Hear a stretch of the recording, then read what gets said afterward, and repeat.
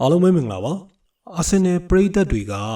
ကျွန်တော်တို့ရဲ့အာဆင်နယ်ဒီပြမီခေးအာတီတာအပေါ်မှာအမြင်မတူမှုတွေရှိတယ်အဲ့ဒါဘာလဲဆိုတော့ဒီနှစ်မှာမေဂျာဖလားတစ်ခုခုမရရင်အာတီတာကိုထုတ်တင်ပြီးဆိုတဲ့ပရိသတ်တွေလည်းရှိတယ်မထုတ်တင်နေဘူးဆိုတဲ့ပရိသတ်တွေလည်းရှိတယ်โอเคကောင်းပြီကျွန်တော်တို့ကထုတ်တင်တယ်မထုတ်တင်ဘူးဆိုတာကိုအချက်လက်တချို့နဲ့ကျွန်တော်တို့ပြန်ကြည့်ကြည့်အောင်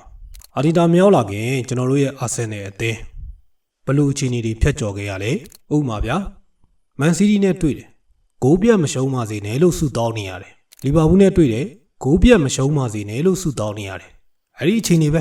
ဆိုတော့ကျွန်တော်တို့ကဒီဘက်နှစ်တွေကိုကျွန်တော်တို့ပြန်ကြည့်လိုက်မယ်ဆိုရင်ကိုရီအသင်းဟာဘယ်အခြေအနေကိုရောက်နေပြီလဲဘယ်အနေအထားကိုရောက်နေပြီလဲ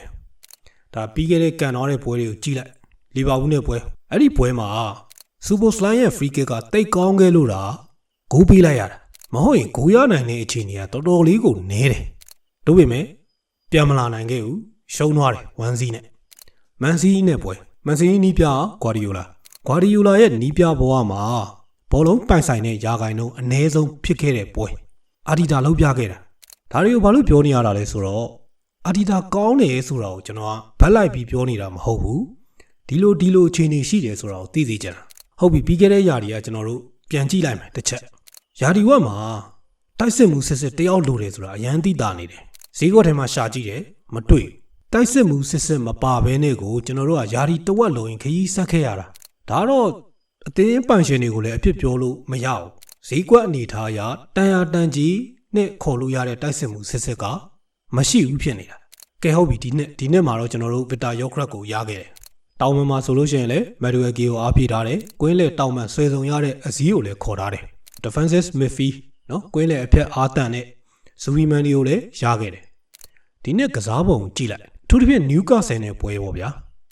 နျူကာဆယ်နဲ့ပွဲမှာအာဆင်နယ်ကတုံးအရင်တုန်းကအခြေအနေမျိုးနဲ့ဆိုရင်ဒီလိုကမ်းပတ်ဖို့ဆိုတာတော်တော်ကိုမလွယ်တာနျူကာဆယ်ကစားတဲ့ပုံစံကိုလည်းမိတ်ဆွေတို့သိတဲ့အတိုင်းပဲခက်မှခက်ထန်သူတို့ကအဲ့လိုစော်တာအဲ့ဒီဂျားတဲ့ဟာကိုမှကျွန်တော်တို့1-2ဆိုတဲ့ရလက်ကမ်းပတ်နိုင်ခဲ့တယ်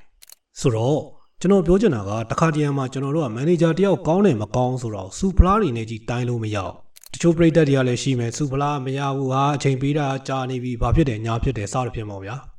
ကျွန်တော်ကတော့အာဒီတာကိုနောက်ထပ်200ဒီလောက်တော့ဆက်ပြီးစောင့်ကြည့်ကျင်နေတယ်စောင့်ကြည့်ကျင်နေတယ်ဆိုတာကအသင်းရဲ့အခြေအနေတွေအကြောင်းကိုကျွန်တော်ကစောင့်ကြည့်ကျင်တယ်လို့ပြောတာပြီးတော့ဒီ honorary kit နောက်ပိုင်းမှာငါတို့ကအသင်းကြီးငါတို့ကနိုင်အောင်နိုင်ရမယ်တရေကြရင်တော့မှရှုံးတယ်ဆိုတဲ့ခံစားချက်မျိုးကြီးဖြစ်နေတာကဒါဒီဘက်နှစ်တီမှာဖြစ်လာတာအတိအကျပြောရမယ်ဆိုရင်အာဒီတာရဲ့လက်ထက်မှာဖြစ်လာတာကျွန်တော်ကတော့မီကေအာဒီတာကျွန်တော်တို့အာဆင်နယ်အသင်းရဲ့နီးပြောင်းနောက်ထပ်200ဒီလောက်တော့ဆက်ပြီးစောင့်ကြည့်ကျင်နေတယ်လို့ပြောရင်းနဲ့ပဲအားလုံးကျေးဇူးတင်ပါတယ်